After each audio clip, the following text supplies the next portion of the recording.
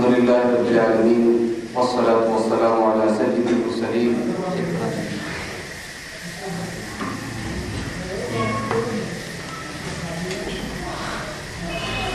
وعلى آله وأصحابه ومن تبعهم بإحسان إلى يوم الدين.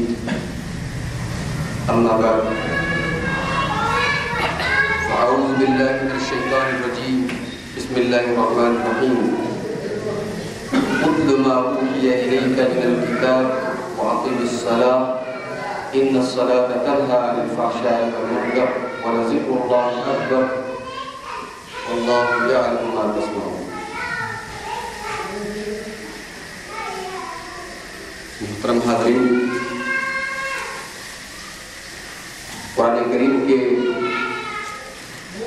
21ویں پارے کی تفسیر پیش کی جا رہی ہے.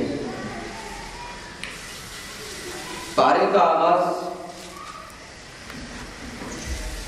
3 بہت ہی اہم باتوں سے ہو رہا ہے. بتایا جا رہا ہے کہ 3 چیزیں اگر اپنے اندر پیدا کر لی جائیں تو اللہ تبارک و تعالیٰ کا قرب انسان کو حاصل ہو جائے. کیا ہے وہ 3 چیزیں؟ اتل ما اوحی الیک من الکتاب، اے نبی جو کتاب آپ کے اوپر اتاری گئی اس کی تلاوت کیجیے. اب یہاں خطاب تو نبی کو ہو رہا ہے، لیکن نبی کے واسطے سے پوری امت سے کہا جا رہا ہے.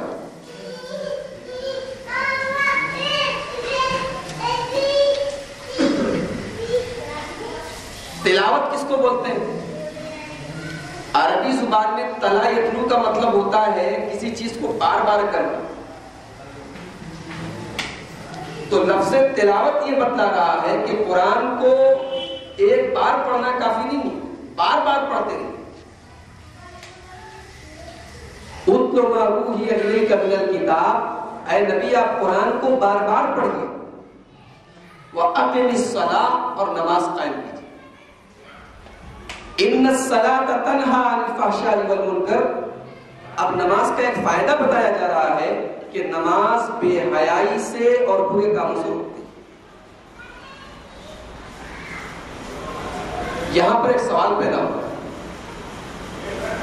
نماز بے حیائی سے اور برے کاموں سے روکتی ہے، لیکن ہم لوگ دیکھتے ہیں کہ بہت سے لوگ نماز بھی پڑھتے ہیں اور غلط کام بھی کرتے ہیں. نماز بھی پڑھ رہے ہیں اور بے حیائی کا کام نہیں کر رہے ہو. اس کا 2 جواب. پہلا جواب تو یہ ہے کہ نماز روکتی ہے. اب آدمی کے اوپر آدمی رکے یا نہ رکے.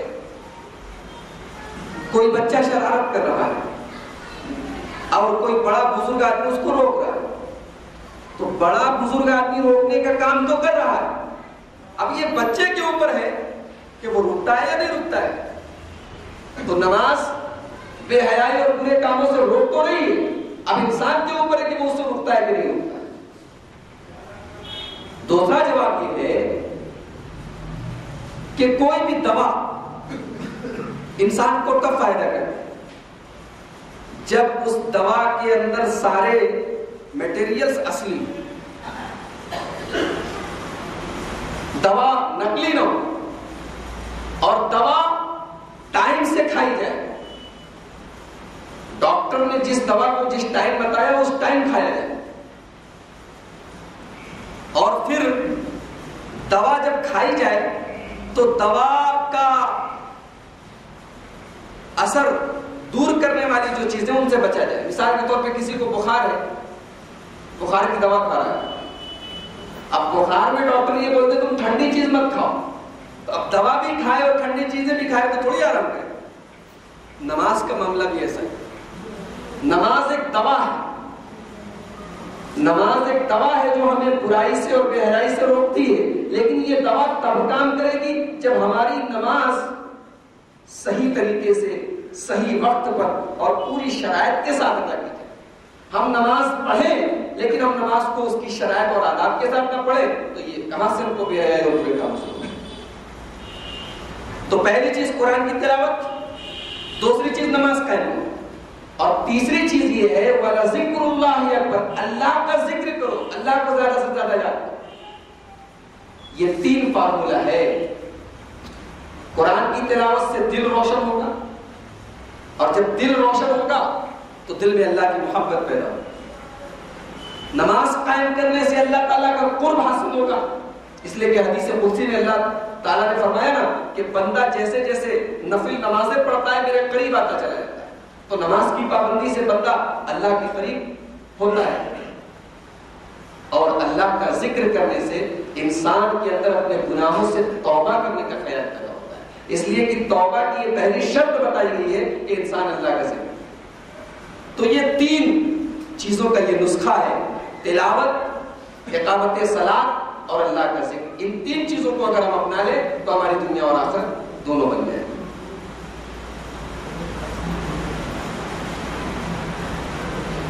اس کے بعد بتایا گیا کہ مناظرہ یا مباحثہ کرنے کا بھی ایک طریقہ اسلام نے بتایا۔ اگر کبھی کسی سے مناظرہ کرنے کی نوبت آ جائے تو مناظرہ کیسے کیا جائے؟ فرمایا وَلَا تُجَادِلُوا أَهْلَ الْكِتَابِ إِلَّا بِالَّتِي هِيَ أَحْسَنُ، تم جب اہل کتاب سے مناظرہ کرو، ان سے بحث کرو تو بڑے اچھے طریقے سے کرو۔ وہ اگر تم کو گالی دے تو تم پیار سے ان سے پیش آؤ، اگر وہ تمہارے ساتھ سختی کا برتاؤ کرے تو تم ان کے ساتھ نرمی کا برتاؤ کرو، وہ اگر غصے کا اظہار کریں تو محبت کا اظہار کرو۔ وَلَا تُجَادِلُوا أَهْلَ الْكِتَابِ إِلَّا بِالَّتِي هِيَ أَحْسَنُ، یہ طریقہ بتا رہا ہے اسلام کے مناظرہ بھی اگر کرنا ہو تو بڑے پیار سے اور بڑے طریقے سے اور بڑے سلیقے سے کرو، دلائل کی روشنی میں کرو، غصے کا اظہار مت کرو، لڑائی جھگڑے کا ماحول مت پیدا کرو۔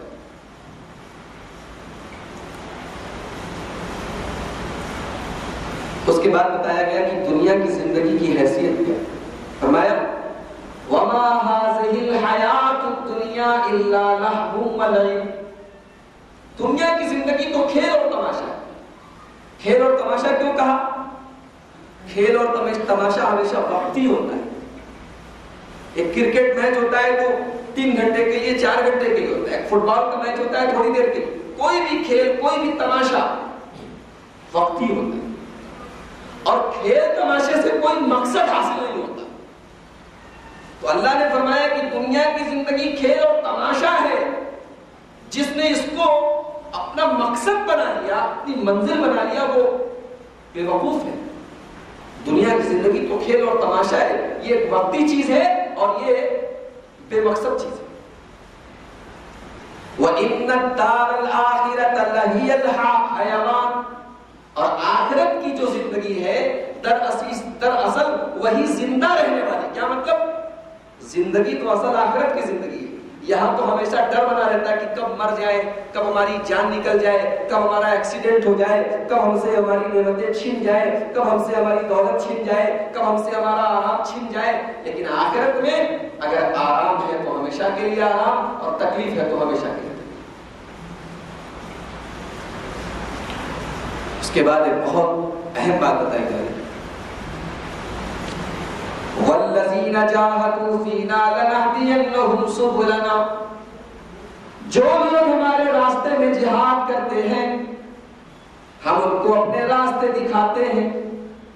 اب جہاد میں تلوار کا جہاد بھی ہو گیا، کافروں سے لڑائی کا جہاد بھی ہو گیا، برائیوں کے خلاف اسٹرگل کرنا، تگودو کرنا، برائیوں کے خلاف اپنے آپ کو تیار کرنا، اپنے نفس کو برائیوں سے روکنا، یہ بھی جہاد ہے۔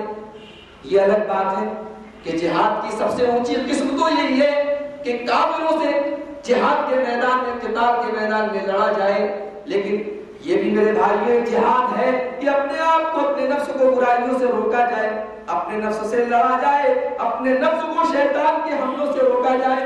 اللہ فرما رہا ہے والذین جاہدوا فینا، جو لوگ ہمارے راستے میں جہاد کرتے ہیں، جو ہمارے حکم کے مطابق اپنے نفس کو برائیوں سے روکنے کی کوشش کرتے ہیں، لنہدینہم سبلنا، ہم ان کو اپنے راستے دکھاتے چلے جاتے ہیں۔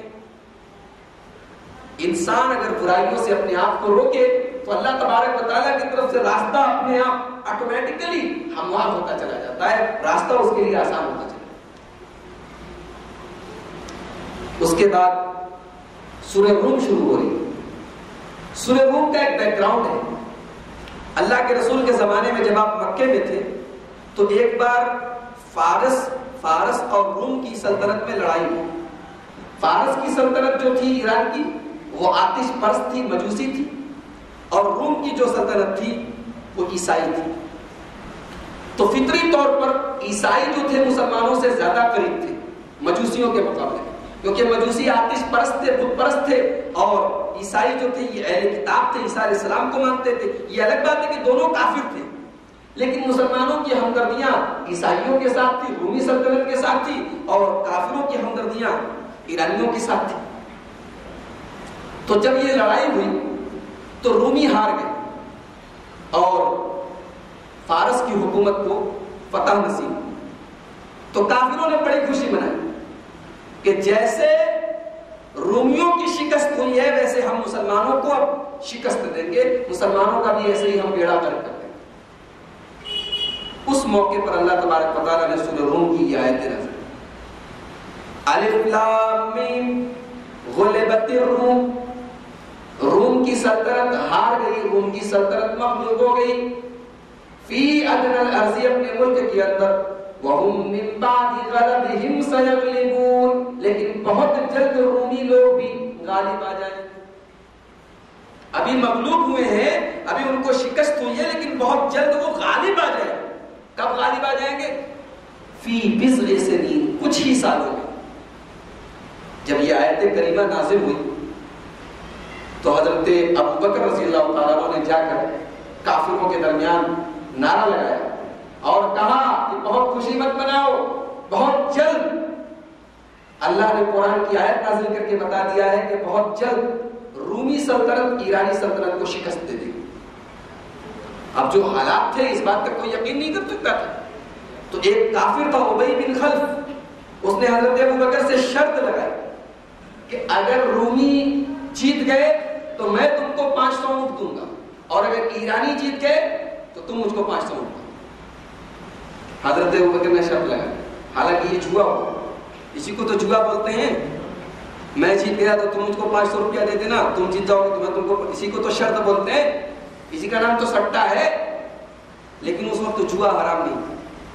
تو حضرت ابوبکر نے ان سے یہ شرط لگائی کہ اگر روم کی سلطنت جیت گئی تو تم مجھ کو 500 اونٹ دو گے، اور ایران کی سلطنت جیتی تو میں تم کو۔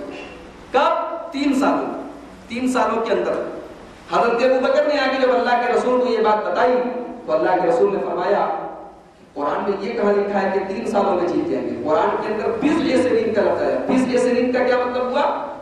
3 سے لے کے 9 سال تک۔ تو تم جا کے اپنی شرط کو چینج کر لو، 3 سال کے اندر کوئی ضروری نہیں ہے کہ رومیوں کو جیت نصیب ہو جائے، فتح نصیب ہو جائے۔ تو حضرت ابوبکر واپس گئے اور ابی بن خلف سے یہ کہا کہ اب اس شرط کو چینج کر لو، 3 سال کے بجائے 9 سال کا۔ تو 9 سال پر بات طے ہو گئی۔ اس کے بعد مسلمان ہجرت کر کے مدینہ چلے گئے۔ جب غزوہ بدر کا موقع آیا، اسی موقع پر رومیوں اور فارسیوں کی پھر سے لڑائی ہوئی، اور اس موقع پر اللہ تبارک و تعالیٰ نے رومیوں کو فتح دلائی اور فارسیوں کی ہار ہوئی، اور قرآن کریم کی یہ پیشن گوئی بالکل سچ ہو گئی۔ اور ابی بن خلف جس سے حضرت ابوبکر نے شرط لگائی تھی وہ مر چکا تھا، لیکن اس کے لڑکوں کے پاس حضرت ابوبکر گئے اور ان سے کہا کہ تمہارے باپ نے مجھ سے شرط لگائی تھی 500 اونٹ دینے کی، رومی جیت چکے ہیں، فارسی ہار چکے ہیں، تم وہ اونٹ میرے حوالے کرو۔ تو ابی بن خلف کے بیٹوں نے 500 اونٹ حضرت ابوبکر صدیق کو دیے۔ یہ قرآن کریم کی آیت میں بتایا گیا۔ تو اللہ نے فرمایا کہ رومی غالب آ جائیں گے چند ہی سالوں میں۔ للہ الامر من قبل ومن بعد، پہلے بھی اللہ ہی کے ہاتھ میں سارا پاور تھا اور بعد میں بھی اللہ ہی کے ہاتھ میں سارا پاور ہے۔ اللہ تعالیٰ جس کو چاہتا ہے فتح و کامیابی نوازتا ہے، اور جس کو چاہتا ہے اللہ تبارک و تعالیٰ شکست عطا ہے۔ اس کے بعد اللہ تبارک و تعالیٰ نے اپنی 6 بڑی بڑی نشانیاں بتائی، بہت ہی امپورٹنٹ، بہت ہی اہم اور بہت ہی عظیم 6 نشانیاں بتائیں۔ پہلی نشانی وَمِنْ آيَاتِهِ أَنْ خَلَقَكُمْ مِنْ تُرَابٍ، اللہ کی بہت بڑی نشانی یہ ہے کہ اس نے تم کو مٹی سے پیدا کیا. اللہ نے انسان کو مٹی سے پیدا کیا. 4 چیزیں ہیں دنیا میں عناصر اربع کہلاتی ہیں: مٹی، آگ، ہوا، پانی. ان چاروں کو عناصر اربع کہا جاتا ہے. کہا جاتا ہے کہ کائنات میں دراصل یہی 4 چیزیں ہیں. کائنات انہی 4 چیزوں سے مرکب ہے. اللہ نے مٹی، ہوا، آگ اور پانی میں سے انسان کو مٹی سے بنایا. اگر آپ غور کریں تو ان چاروں میں سب سے پست چیز اگر کوئی ہے تو مٹی. اس لیے کہ ہوا کے اندر بھی مومنٹ ہے، آگ کے اندر بھی مومنٹ ہے اور پانی کے اندر بھی مومنٹ ہے. مٹی ایک ایسی چیز ہے جو بالکل ساکن ہے، اس کے اندر حرکت بھی نہیں. اللہ نے انسان کو مٹی سے بنایا. تو اللہ فرما رہا ہے کہ اللہ کی بہت بڑی نشانی یہ ہے کہ اس نے تم کو مٹی سے بنایا. ثم اذا انتم بشر تنتشرون، اور پھر اس کے بعد تم کو چلتا پھرتا انسان بنایا. مٹی سے کسی چیز کو بنانا اور اس کے بعد اس کو چلتا پھرتا انسان بنا دینا، یہ اللہ کی اتنی بڑی نشانی ہے، اتنی بڑی قدرت ہے کہ انسان غور کرے تو حیران رہ جائے. تو یہ پہلی نشانی ہے کہ اللہ نے انسان کو مٹی سے بنایا اور اس کے بعد چلتا پھرتا انسان. دوسری نشانی وَمِنْ آيَاتِهِ أَنْ خَلَقَ لَكُم مِّنْ أَنفُسِكُمْ أَزْوَاجًا. اللہ کی نشانیوں میں سے ایک نشانی یہ بھی ہے کہ اس نے تمہارے لیے تمہارے جوڑے بنائے، تمہاری بیویاں بنائی. کیوں بنایا؟ لِتَسْكُنُوا إِلَيْهَا، تاکہ تم اپنی بیویوں سے سکون حاصل کرو. اس سے یہ ثابت ہوا کہ عورت مرد کے لیے سکون کا ذریعہ بنائی گئی. عورت صرف مزہ لینے کے لیے، صرف لطف حاصل کرنے کے لیے نہیں، بلکہ سکون، میاں اور بیوی کا جو رشتہ ہے یہ سکون کا رشتہ ہے. اور جب میاں بیوی میں سکون نہ رہے تو وہ گھر بیکار ہے. بظاہر تو میاں بیوی ہے لیکن ان کے درمیان اگر سکون نہ ہو، ایک میاں بیوی کو شوہر سے اور شوہر کو بیوی سے سکون نہ حاصل ہو تو یہ پھر رشتہ بیکار ہے. اس کے بعد ایک بڑی عجیب و غریب بات بتائی، وَجَعَلَ بَيْنَكُمْ مَوَدَّةً وَرَحْمَةً. شوہر اور بیوی کے درمیان محبت اور رحمت پیدا کرنے والا اللہ ہے. یہ بہت اہم بات ہے. شادی کے بعد لڑکا اور لڑکی جو بالکل ایک الگ الگ خاندان، الگ الگ ایریا، الگ الگ قبیلے کے، الگ الگ علاقے کے رہنے والے ہیں، دونوں کے بیچ میں کوئی کنیکشن نہیں ہوتا. شادی کے ذریعے ایک ریلیشن قائم ہو جاتا ہے اور پھر وہی آدمی اس عورت سے اتنی محبت کرنے لگتا ہے اور وہ عورت اس آدمی سے اتنی محبت کرنے لگتی ہے کہ شاید ہی دنیا میں کسی کو کسی سے اتنی محبت ہو. وَجَعَلَ بَيْنَكُمْ مَوَدَّةً وَرَحْمَةً. اللہ نے شوہر اور بیوی کے بیچ میں ایک عجیب و غریب قسم کی محبت اور رحمت پیدا کر دی. علماء نے لکھا ہے کہ محبت جوانی میں ہوتی ہے اور رحمت بڑھاپے میں ہوتی ہے. شوہر اور بیوی جب بوڑھے ہو جاتے ہیں تو بھی ان کے بیچ میں ایک رحمت ہوتی ہے، ایک ہمدردی ہوتی ہے. ہاں، ایک جو ہے ایک دوسرے کے لیے دونوں رحمت ہوتے ہیں. چاہے بوڑھے ہو جائے میاں بیوی لیکن ایک دوسرے کے لیے بڑا سہارا ہوتے ہیں. ایک بوڑھے انسان کی بیوی مر جائے یا بوڑھی عورت کا شوہر مر جائے، آپ اس کے دل سے پوچھیے، ایسا لگتا ہے کہ اس کا ایک سہارا کٹ گیا، ایک ہاتھ کٹ گیا. تو وَجَعَلَ بَيْنَكُمْ مَوَدَّةً وَرَحْمَةً. اللہ کی بہت بڑی نشانی ہے شوہر اور بیوی کی آپسی محبت. 2 چیزیں ہو گئی. وَمِنْ آيَاتِهِ خَلْقُ السَّمَاوَاتِ وَالْأَرْضِ. اور اللہ کی نشانیوں میں سے ایک نشانی یہ بھی ہے کہ اس نے زمین بنائی، اس نے آسمان بنایا. زمین پر غور ہے، اتنی لمبی چوڑی زمین جو اللہ تبارک و تعالیٰ نے ہم کو فری میں عنایت کی ہے. اس زمین پر ہم رہتے ہیں، چلتے ہیں، کھاتے ہیں، پیتے ہیں. یہ زمین اللہ تبارک و تعالیٰ کی کتنی بڑی نعمت اور کتنی عظیم نشانی. اور پھر یہ آسمان جس کو اللہ تبارک و تعالیٰ نے ہمارے لیے عجیب و غریب قسم کی چھت بنایا. یہ بغیر کھمبے کا آسمان، یہ اللہ تبارک و تعالیٰ کی عجیب و غریب نشانی. تو زمین و آسمان یہ اللہ کی بہت بڑی نشانی. وَاخْتِلَافُ أَلْسِنَتِكُمْ وَأَلْوَانِكُمْ. اور تمہاری زبان کا اختلاف اور تمہارے رنگوں کا اختلاف یہ بھی اللہ کی بہت بڑی نشانی. کہیں دور مت جائیے، ہندوستان کو دیکھیں. ہر 50 کلومیٹر پر یہاں زبانیں بدل رہی ہیں. یو پی کا آدمی کچھ اور زبان بول رہا ہے، حیدرآباد کا آدمی کچھ اور بول رہا ہے، کرناٹک میں کچھ اور بولی جا رہی ہے، کیرل میں کچھ اور بولا جا رہا ہے. یہ زبانوں کا اختلاف. پھر رنگوں کا اختلاف. کوئی گورا ہے، کوئی لمبا ہے، کوئی ناٹا ہے، کوئی کالا ہے، کوئی سانولا ہے. اور یہ اللہ تبارک و تعالیٰ کی عجیب و غریب فیکٹری ہے کہ یہاں سے ہزاروں لاکھوں کروڑوں پروڈکٹ روز پیدا ہوتے ہیں، لیکن کیا مجال ہے کہ ایک پروڈکٹ دوسرے پروڈکٹ سے مل جائے. اگر جڑوا بچے بھی پیدا ہوتے ہیں تو کوئی نہ کوئی فرق دونوں میں ضرور رہتا ہے. یہ اللہ کی ایک عجیب و غریب قدرت ہے. دونوں کو 2 کان ہیں، دونوں کو 2 آنکھ ہے، دونوں کو ناک ہے، دونوں کو منہ ہے، دونوں کو پیٹ ہے، دونوں کو 2 پیر ہیں، دونوں کو 2 ہاتھ ہیں. لیکن پوری کائنات میں 2 انسان ایسے نہیں ملتے جو 100% ایک دوسرے کے بالکل ہم شکل. کیا انسان ایسی چیز بنا سکتا ہے؟ کیا انسان کے پاس اتنا پاور ہے کہ وہ کسی کارخانے سے کوئی چیز پیدا کرے اور ہر پروڈکٹ دوسرے پروڈکٹ سے الگ ہو؟ یہ انسانوں کے رنگوں کا اختلاف، یہ زبانوں کا اختلاف، یہ اللہ تبارک و تعالیٰ کی بہت بڑی نشانی ہے. اس کے بعد فرمایا وَمِنْ آيَاتِهِ مَنَامُكُمْ بِاللَّيْلِ وَالنَّهَارِ. رات کو تم آرام کرتے ہو، دن کو بھی کبھی کبھی تم دوپہر کو لیٹ لیتے ہو، سو جاتے ہو. دن کو تم روزی تلاش کرتے ہو، ابتغاءکم من فضلہ. رات کو اللہ نے نیند بنایا، نیند کے لیے بنایا، دن کو کام کرنے کے لیے بنایا. یہ رات اور دن بھی اللہ کی بہت بڑی نشانی ہے. اس کے پہلے تفصیل سے بتایا جا چکا ہے کہ رات اور دن اللہ تبارک و تعالیٰ کی عجیب و غریب نشانی ہے. اگر اللہ تبارک و تعالیٰ نے صرف دن بنایا ہوتا تو ہمارے لیے سونا مشکل ہو جاتا، صرف رات بنایا ہوتا تو کام کرنا مشکل ہو جاتا. یہ اللہ کی ایک عجیب و غریب کاریگری ہے کہ اس نے دن اور رات میں دنیا کو بانٹ دیا. اس کے بعد فرمایا وَمِنْ آيَاتِهِ يُرِيكُمُ الْبَرْقَ خَوْفًا وَطَمَعًا. آسمان میں بجلی چمکتی ہے نا، بجلی کو دیکھو، یہ اللہ کی بہت بڑی نشانی. بجلی کو دیکھ کر انسان ڈر جاتا ہے کہ کہیں یہ بجلی گر نہ جائے، کہیں یہ مکان کو تباہ نہ کر دے، کہیں یہ بلڈنگ کو تباہ نہ کر دے. کوئی بجلی دیکھ کے ڈر جاتا ہے اور کوئی بجلی دیکھ کے امید کرتا ہے. ایک کسان سے پوچھو، جب وہ آسمان میں بجلیوں کو چمکتے ہوئے دیکھتا ہے تو اس کے دل میں ایک امید پیدا ہوتی ہے کہ لگ رہا ہے کہ اب بارش ہوگی، اب میری کھیتیاں سیراب ہوں. تو اللہ نے آسمان میں چمکنے والی اس بجلی کو ڈر اور خوف کی علامت بھی بنایا اور امید کی علامت بھی بنایا. وَيُنَزِّلُ مِنَ السَّمَاءِ مَاءً. اور جب بجلی آسمان میں چمکتی ہے تو اللہ تبارک و تعالیٰ اس کے بعد پانی برساتا ہے جس کے ذریعے اللہ تعالیٰ زمین کو زندہ کرتا ہے. تو یہ بجلی، یہ بارش، یہ اللہ تبارک و تعالیٰ کی عظیم نشانی ہے.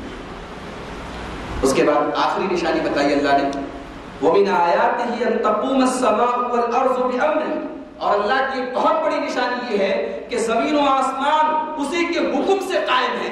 اللہ ایک مرتبہ زمین سے کہہ دے اے زمین تو برباد ہو جا، آسمان سے کہہ دے آسمان تو برباد ہو جا، زمین تہس نہس ہو جائے گی، آسمان روئی کے گالوں کی طرح پھرے گا.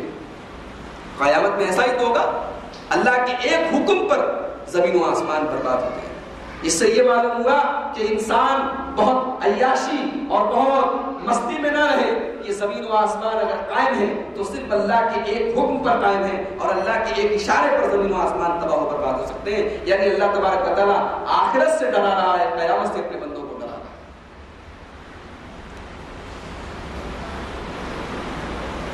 اس کے بعد یہ بتایا گیا کہ دنیا میں کہیں بھی فساد ہوتا ہے، کوئی بھی پریشانی آتی ہے، دراصل وہ انسان کے اپنے اعمال کا نتیجہ ہے. فرمایا ظہر الفساد فی البر والبحر بما کسبت ایدی الناس. خشکی میں اور تری میں، زمین میں اور سمندر میں جو بھی فساد ہے، جو بھی بگاڑ ہے، جو بھی پریشانیاں ہیں، وہ لوگوں کے اپنے کرتوت کا نتیجہ ہے، اپنے عمل کا نتیجہ ہے. اسی بات کو اللہ نے قرآن میں دوسرے مقام پر ایسے فرمایا کہ وَمَا أَصَابَكُم مِّن مُّصِيبَةٍ فَبِمَا كَسَبَتْ أَيْدِيكُمْ. تم کو جو بھی مصیبت پہنچتی ہے وہ تمہارے اپنے کرتوت کا، اپنے عمل کا نتیجہ ہے وَيَعْفُو عَنْ كَثِيرٍ. اللہ تعالیٰ تو بہت سی غلطیوں کو نظر انداز کر دیتا ہے. اگر اللہ تعالیٰ انسان کی ہر غلطی پر, ہر گناہ پر اگر سزا دے تو انسان دنیا میں رہ نہیں سکتا. اس میں ہمیں اور آپ کو ایک چیتاونی دی گئی, وارننگ دی گئی کہ ہمارے اوپر جب بھی کوئی تکلیف آئے, کوئی مصیبت آئے, کوئی پریشانی آئے تو ہم اپنے عمل کا محاسبہ کریں, اپنا جائزہ لیں کہ یا اللہ کون سی ایسی ہم سے خطا ہوئی, کون سی غلطی ایسی ہوئی کہ جس کی پاداش میں یہ تکلیف ہمارے اوپر نظر. یہ اصول بتایا جائے. اس کے بعد انسان کو بتایا جا رہا ہے کہ تو بہت کمزور تھا, تو ایک حقیر پانی کا قطرہ تھا, پھر تو پیدا ہوا تو بھی تو کمزور تھا, پھر تو جوان ہوا, اور جب جوان ہوا تو چاند پر پہنچ گیا, بڑی بڑی بلڈنگیں بنانے لگا, آسمان سے باتیں کرنے لگا, فلائٹ میں سفر کرنے لگا, راکٹ اور میزائل کی باتیں کرنے لگا. اللہ نے فرمایا اللہ الذی خلقکم من ضعف ثم جعل من بعد ضعف قوة. اللہ ہی ہے جس نے تم کو کمزور بنایا. بچپن میں جب تم چھوٹے سے تھے کتنے کمزور تھے, صرف تم کو رونا آتا تھا, تم روتے تھے, ماں باپ دوڑ کے تمہارے پاس چلے جاتے تھے. دھیرے دھیرے تم نے بولنا سیکھ لیا, چلنا سیکھ لیا, باتیں کرنا سیکھ لیا. ثم جعل من بعد ضعف قوة. پھر اللہ تبارک و تعالیٰ نے کمزوری کے بعد تم کو طاقت دی, تم جوان ہو گئے. اللہ نے تم کو طاقتور بنا دیا, تم جوانی کے نشے میں چور ہو گئے. تم سوچنے لگے ارے اب تو میں جوان ہوں, اب تو میں طاقتور ہوں, اب تو مجھے کسی کا ڈر نہیں ہے. لیکن اللہ نے فرمایا ثم جعل من بعد قوة ضعفا وشیبا. اے اپنی جوانی پہ غرور کرنے والے, اے اپنی جوانی کے نشے میں چور ہونے والے, یہ جوانی تیرے پاس ہمیشہ نہیں رہے گی. کل جوانی کے بعد تیرے اوپر بڑھاپا آنے والا ہے. جیسے بچپن میں تو کمزور تھا, بچپن میں تو دوسروں کے سہارے پر جیا کرتا تھا, ایسے ہی بڑھاپے میں بھی تو بے سہارا ہو جائے گا, بڑھاپے میں بھی تو کمزور ہو جائے گا, اور جوانی کی یہ طاقت تجھ سے چھین لی جائے گی. کتنا بہترین انداز ہے انسان کو اس کی طاقت کے نشے سے خبردار کیا جا رہا ہے کہ اپنی طاقت کے نشے میں چور مت ہو. اس طاقت کے بعد ایک کمزوری کا ایک اور پیریڈ آنے والا ہے. اس کے بعد سورہ لقمان شروع ہو گئی. سورہ لقمان کے شروع میں ایک بات بتائی گئی کہ وَمِنَ النَّاسِ مَن يَشْتَرِي لَهْوَ الْحَدِيثِ لِيُضِلَّ عَن سَبِيلِ اللَّهِ. کچھ لوگ ایسے ہوتے ہیں جو مزہ لینے کے لیے, لطف لینے کے لیے, ٹائم پاس کرنے والی چیزوں کو خریدتے. قرآن نے ایک ورڈ یہاں پہ یوز کیا, لہو الحدیث. لہو کے معنی ہوتے ہیں کھیل تماشا, اور حدیث کے معنی ہوتا ہے بات. تو لہو الحدیث کا مطلب کھیل تماشے والی بات. اب اس کھیل تماشے والی بات سے کیا مراد ہے, اس کے بارے میں مفسرین میں بہت اختلاف ہے. کچھ مفسرین کہتے ہیں کہ اس سے مراد ہے گانا, میوزک. کچھ مفسرین نے کہا کہ اس سے مراد ہے ایسے کھیل, ایسے اسپورٹس, ایسے گیمز جو انسان کو حرام چیزوں تک لے کر جاتے ہیں. لیکن اس سلسلے میں صحیح بات یہ ہے کہ لہو الحدیث میں وہ تمام چیزیں آ گئی جن سے ہمارا دین اور دنیا کا کوئی فائدہ نہ ہو. ہمیں کھیل بھی وہی کھیلنا چاہیے جس سے ہمارا کوئی فائدہ ہو, ہمارے جسمانی ورزش ہوتی ہو, ہمارا دماغ تھوڑا سکون حاصل کرتا ہو, دماغ مضبوط ہوتا ہو, دین اور دنیا کا کوئی فائدہ ہو. ہمیں ایسا کھیل بھی نہیں کھیلنا چاہیے جس سے کوئی فائدہ نہ ہو, جس سے صرف ٹائم پاس ہو, جس سے ہماری نمازیں چھوٹتی ہوں, جس سے ہمیں اللہ کی یاد نہ.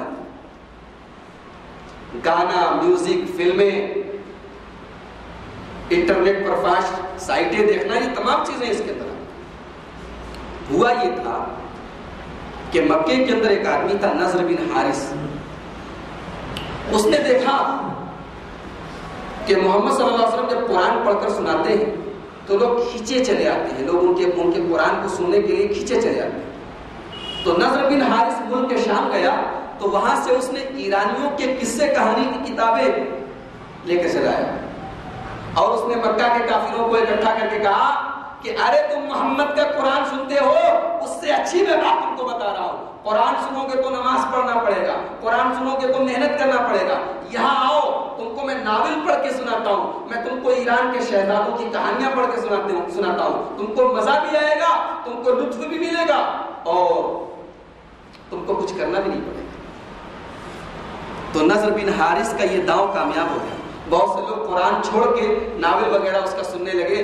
بعض روایات میں آتا ہے کہ اس نے ایک لونڈی لے کر وہ آیا، اور وہ لونڈی جو تھی وہ گانا گاتی تھی، تو وہ قرآن چھوڑ کے اپنی لونڈی کا گانا وہ لوگوں کو سنواتا تھا. تو اللہ نے اس پر یہ آیت کریمہ نازل کی کہ بہت سے لوگ کھیل تماشے کی باتوں کو خریدتے ہیں لِيُضِلَّ عَن سَبِيلِ اللَّهِ، تاکہ اللہ کے راستے سے روکیں. آج ہمارے گھروں میں ٹی وی ہے.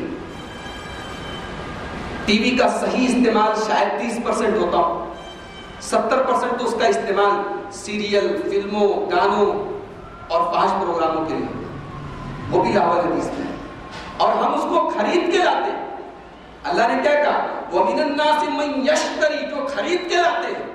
ہم بھی تو ٹی وی خرید کے لاتے ہیں، اور پھر ہر مہینے ہم لوگ ڈش کا، کیبل کا باقاعدہ مہینہ دیتے ہیں، پیسہ دیتے ہیں، وہ بھی تو خرید کے لانے کے زمرے میں ہوگا.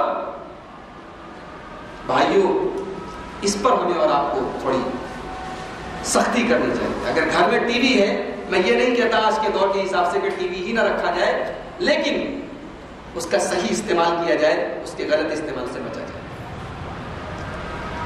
اس کے بعد حضرت لقمان کا واقعہ بیان کیا. حضرت لقمان کون تھے؟ یہ نبی نہیں تھے، اس لیے کہ نبی ہوتے تو قرآن نے ان کو نبی کہا ہوتا. قرآن کیا کہتا ہے؟ وَلَقَدْ آتَيْنَا لُقْمَانَ الْحِكْمَةَ، ہم نے لقمان کو حکمت دی. تو لقمان نبی نہیں تھے، حکیم تھے، حکمت والے تھے، عقل مند تھے. اللہ تعالیٰ نے ان کو حکمت دی. تو حضرت لقمان اپنے بیٹے کو کچھ نصیحتیں کر رہے ہیں. وہ نصیحتیں قرآن کریم نقل کر رہا ہے. آئیے دیکھیں وہ کیا نصیحت کرتے ہیں. پہلی نصیحت جو کرتے ہیں اس کا تعلق عقیدے سے. یہ فون اس پہ آ رہا ہے. پہلی نصیحت کا تعلق عقیدے سے.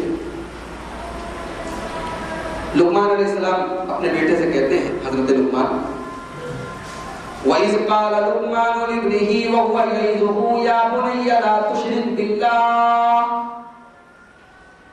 لقمان اپنے بیٹے سے کہتے ہیں، میرے بیٹے اللہ کے ساتھ شرک مت کرنا. ان الشرک لظلم عظیم، اس دنیا کا سب سے بھاری، سب سے بڑا اگر کوئی ظلم ہے تو وہ یہ کہ اللہ کے ساتھ دوسروں کو شریک کیا جائے. شرک سے بڑا کوئی گناہ نہیں ہے، شرک سے بڑا کوئی ظلم نہیں ہے، شرک سے بڑا کوئی اتیاچار نہیں ہے، ظلم سے، شرک سے بڑا اس دنیا کا کوئی پاپ نہیں. تو سب سے پہلے شرک سے روکنا. اس کے بعد کہتے ہیں وَوَصَّيْنَا الْإِنسَانَ بِوَالِدَيْهِ. اب یہاں سے لقمان اپنے بیٹے کو جو بات کہتے ہیں، اللہ تعالیٰ اس بات کو کاٹ کے بیچ میں ایک دوسری بات شروع کر دیتا ہے کہ ہم نے انسان کو اپنے والدین کے ساتھ اچھا سلوک کرنے کا حکم دیا. کیوں؟ والدین کا کیا احسان ہے؟ اللہ فرماتا ہے حَمَلَتْهُ أُمُّهُ وَهْنًا عَلَى وَهْنٍ وَفِصَالُهُ فِي عَامَيْنِ.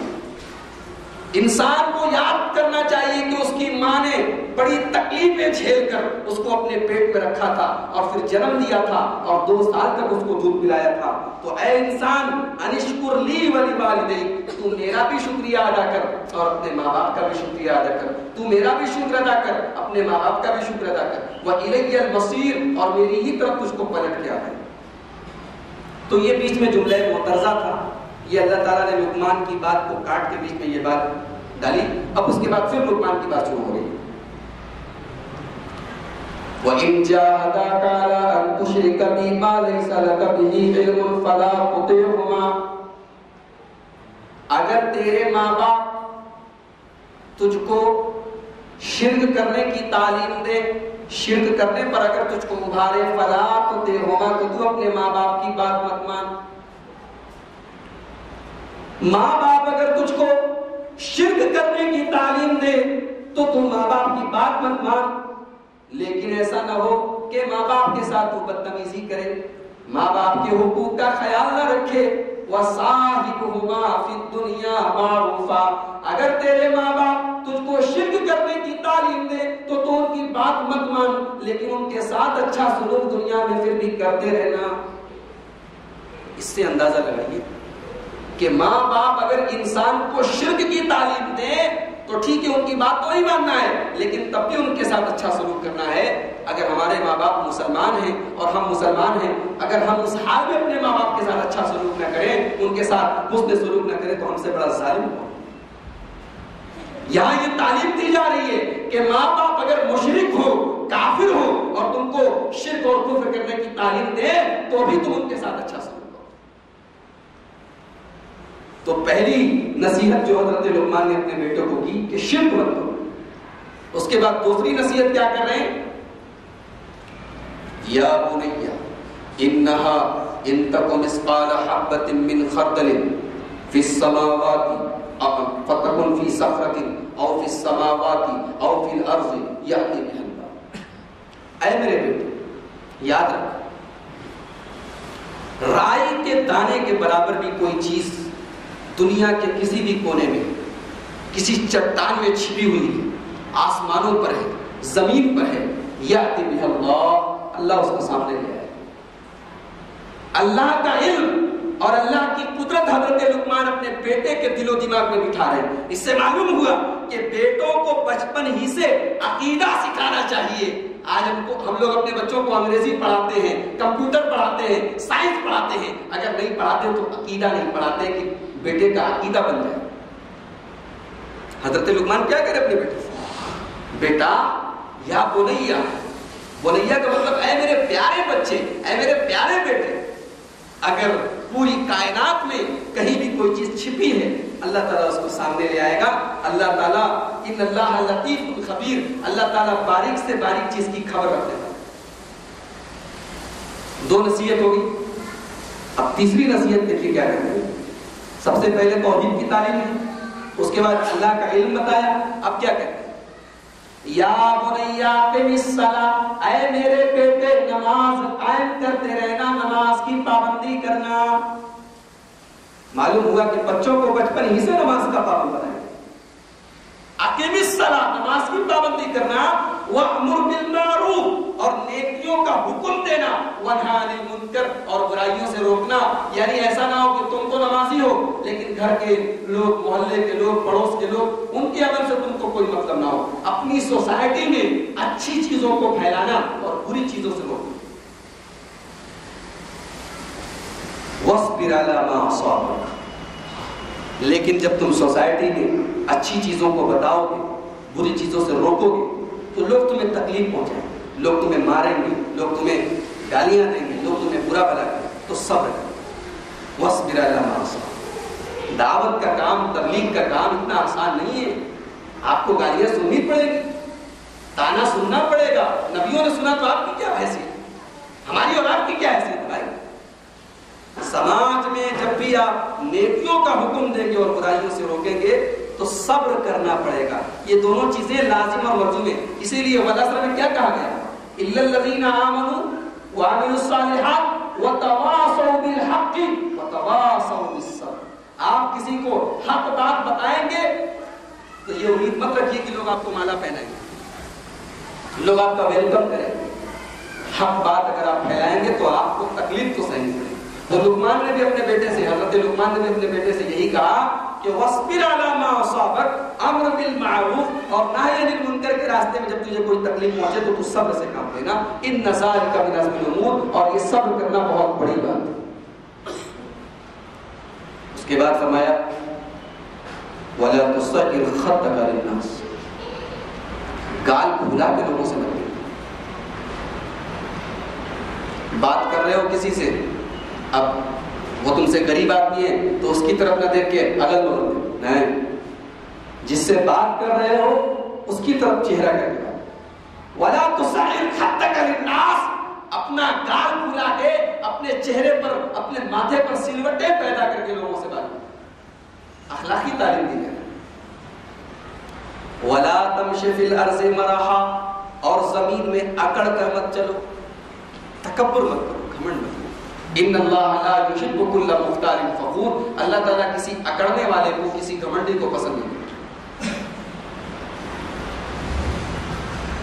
واقصد فی مشیک، اور اپنی چال میں میانہ روی اختیار کرو۔ جب راستے میں چلو تو میانہ روی، بہت تیز بھی مت چلو، بہت دھیرے بھی مت چلو۔ بہت تیز جو لوگ چلتے ہیں ان کا کام اکثر گڑبڑ ہو جاتا ہے، جو بہت دھیرے چلتے ہیں تو وہ عورتوں، یہ تو عورتوں کی عادت ہے کہ عورتیں بہت دھیرے دھیرے چلتی ہیں، یا بہت گھمنڈی لوگ جو ہوتے ہیں وہ بہت دھیرے دھیرے ایک ایک پیر سوچ سوچ کر رکھتے ہیں۔ تو چال بھی تمہاری دیکھیے، حضرت لقمان اپنے بیٹے کو چال بھی سکھا رہے ہیں کہ کیسے تم کو چلنا چاہیے۔ وقصد فی مشیک، چال میں تمہارے میانہ روی۔ وغضض من صوتک، اور آواز پست۔ کیا مطلب؟ اتنا دھیرے سے بولو کہ سامنے والا نہ سنے، یعنی بلا ضرورت چلاؤ مت۔ اللہ کے نبی کا اخلاق دیکھیے، حدیث میں آتا ہے کہ اللہ کے نبی کبھی چلا کے بات نہیں، بازار میں چلانا یہ نبی کے اخلاق میں سے نہیں۔ بلا وجہ چلانا، چیخنا، پکارنا یہ میرے نبی کا۔ ہمارے نبی تو بڑی نرمی سے اور بڑی ملائمت سے بات کرتے۔ تو لقمان نے اپنے بیٹے سے کیا کہا؟ وغضض من صوتک، اپنی آواز کو پست رکھو۔ ان انکر الاصوات لصوت الحمیر، سب سے بری آواز گدھے کی آواز۔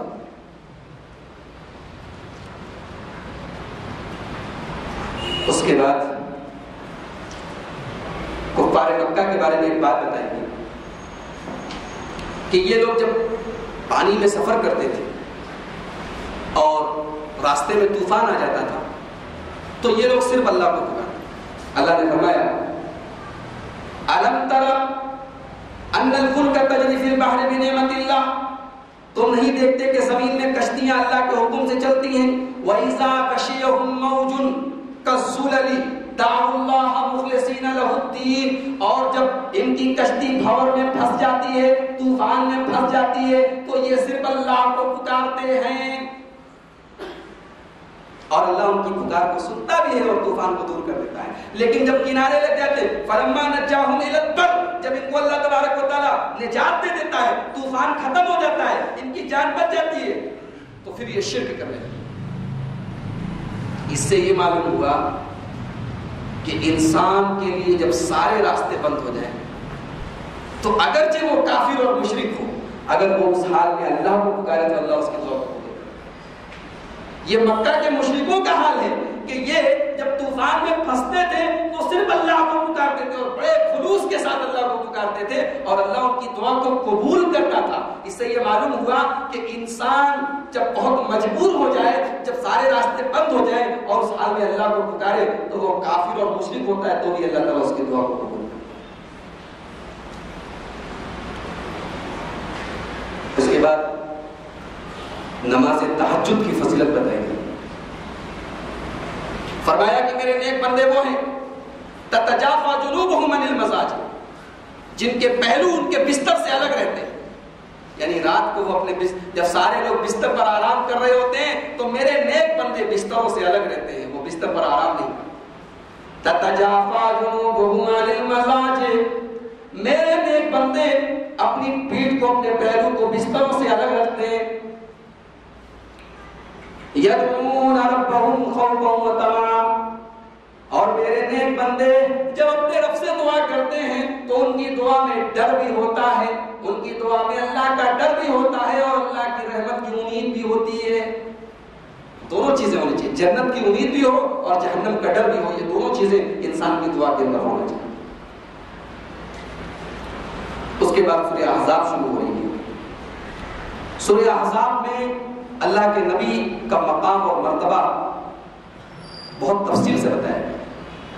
نبی کی شان کیا ہے، نبی کا مقام کیا ہے، نبی کی توہین کرنے والے کا انجام کیا ہے۔ اسی ضمن میں ایک بات بتائی گئی کہ النبی اولیٰ بالمؤمنین من انفسہم، نبی کا مقام یہ ہے کہ نبی مسلمانوں کی جان سے زیادہ ان کے قریب، جان سے زیادہ قریب ہونے چاہیے ہمارے نبی۔ حضرت عمر فاروق نے ایک بار اللہ کے نبی سے کہا کہ اللہ کے نبی میں دنیا میں سب سے زیادہ آپ سے محبت کرتا ہوں لیکن اپنی جان سے زیادہ آپ سے محبت کرتا ہوں۔ آپ نے فرمایا اے عمر، اس ذات کی قسم جس کے ہاتھ میں میری جان ہے، جب تک تم اپنی جان سے زیادہ مجھ سے محبت نہیں کرو گے تم مومن نہیں ہو سکتے۔ حضرت عمر نے فوراً کہا اے اللہ کے رسول آج کے بعد میں اپنی جان سے زیادہ آپ سے محبت کروں۔ قرآن وہی بات کہتا ہے النبی اولا بالمؤمنین من انفسہم، نبی کا رشتہ مومنوں سے ان کی جان سے بھی زیادہ قریب ہے، جان سے بھی زیادہ گہرا ہے۔ وَأَزْوَاجُهُ أُمَّهَاتُهُمْ، اور نبی کی بیویاں سارے مومنوں کی مائیں ہیں۔ نبی کی جتنی بیویاں ہیں سارے مسلمانوں کی ماں ہیں۔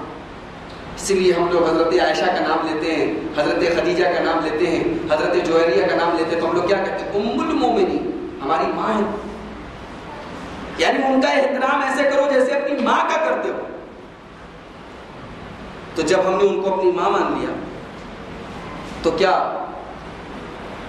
زمین اور جائیداد میں جیسے ماں کو حصہ ملتا ہے ایسے نبی کی بیویوں کو حصہ ملے گا؟ کہا نہیں، وَأُولُو الْأَرْحَامِ بَعْضُهُمْ أَوْلَىٰ بِبَعْضٍ، وہ تمہارے روحانی اعتبار سے تمہاری ماں ہے، رشتے کے اعتبار سے تمہاری ماں نہیں ہے۔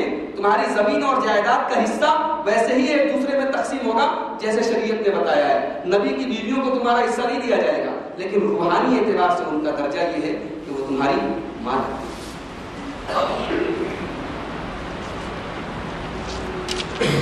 اس کے بعد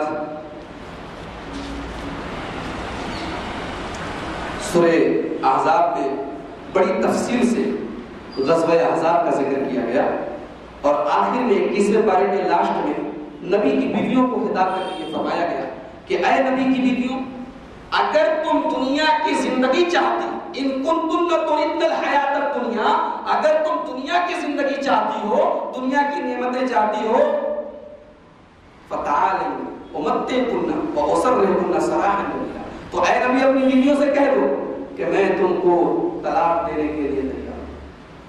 ہوا یہ تھا کہ ایک مرتبہ اللہ کے رسول کی تمام بیویوں نے آپس میں میٹنگ کر کے اللہ کے رسول سے ڈیمانڈ کی کہ ہم کو جو سالانہ خرچ دیا جاتا ہے اس میں کچھ بڑھوتری کی جائے، ہمیں جو خرچ دیا جاتا ہے وہ کم ہے، ہمیں کچھ خرچ میں بڑھوتری کی جائے، کچھ اضافہ کیا جائے، کچھ ایکسٹینشن کیا جائے۔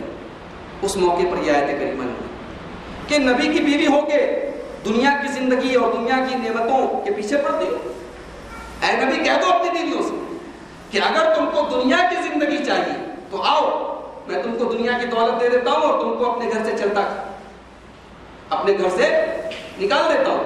نبی کے گھر میں دنیا طلب کرنے والی عورتوں کی کوئی جگہ نہیں۔ یہی وجہ ہے کہ اللہ کے رسول نے اپنی عورتوں سے، اپنی بیویوں سے، اپنی ازواج مطہرات سے 1 مہینہ تک قسم کھا لی کہ ان کے قریب نہیں جائیں۔ بڑا مشہور واقعہ ہے سیرت کا جس کو ایلا کہا جاتا ہے۔ ایلا، اللہ کے رسول نے اپنی بیویوں سے نہ ملنے کی قسم کھا لی اور تقریباً 1 مہینے تک آپ اپنی بیویوں کے قریب نہیں گئے۔ اسی موقع پر یہ آیت کریمہ کہ اے نبی کی بیویوں، اگر تم دنیا کی زندگی چاہتی ہو تو آؤ، میں تم کو نکال دیتا ہوں، تم کو دولت دے دیتا ہوں، لیکن اپنے گھر سے نکال دیتا ہوں۔ وَإِن كُنتُنَّ تُرِدْنَ اللَّهَ وَرَسُولَهُ وَالدَّارَ الْآخِرَةَ، لیکن اگر تم اللہ کو چاہتی ہو، رسول کو چاہتی ہو، آخرت کو چاہتی ہو، فَإِنَّ اللَّهَ أَعَدَّ لِلْمُحْسِنَاتِ مِنكُنَّ أَجْرًا عَظِيمًا، تو اے نبی کی عورتوں، اے نبی کی بیویوں، اگر تمہارا عمل نیک ہوگا، اگر تمہارے کام اچھے ہوں گے تو اللہ تبارک و تعالیٰ نے نیک عورتوں کے لیے بہت بڑا ثواب تیار کر رکھا ہے۔ اللہ کے ہاں تم کو جنت ملے گی، اللہ کے ہاں تم کو تمہارا بدلہ ملے گا۔ اسی کے ساتھ 21ویں پارے کی یہ تفسیر ختم ہوئی۔ انشاءاللہ آج تراویح کے بعد 22ویں پارے کی تفسیر پیش کی جائے گی۔ اللہ تبارک و تعالیٰ سے دعا ہے رب العالمین ہم سب کو قرآن حکیم کو سننے، اس کی تلاوت کرنے، اس پر غور کرنے، اس کو سمجھنے اور اس پر عمل کرنے کی توفیق عطا فرمائے۔ آمین۔ وما